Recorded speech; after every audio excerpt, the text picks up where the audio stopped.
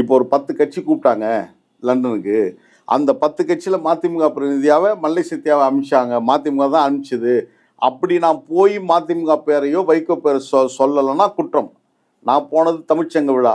தமிழ்ச்சங்கத்தில் நான் போனாலும் வைகோவை பிரதிபலிக்கணுன்றதுக்காக கட்சி வேட்டி கட்டிட்டு கருப்பு துண்டு போட்டுட்டு நின்றுட்டு வைகோவுடைய சிறப்புகளை தான் எடுத்து பேசிட்டு வந்திருக்கிறேன். என்னோட வீடியோலாம் எடுத்து பாருங்க.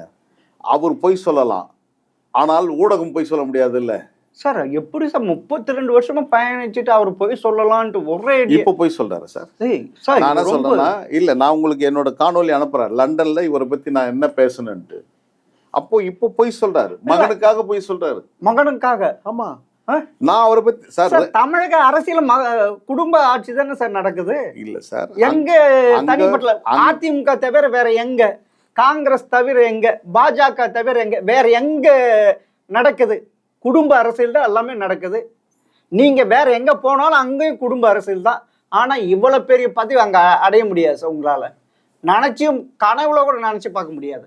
நான் அதை மாறுகொள்ளவே இல்லை சார். நான் தான் சொல்றேன்னு என்னோட அரசியல் முகவரி தலைவர் வைகோ தான் அப்படின்ட்டு.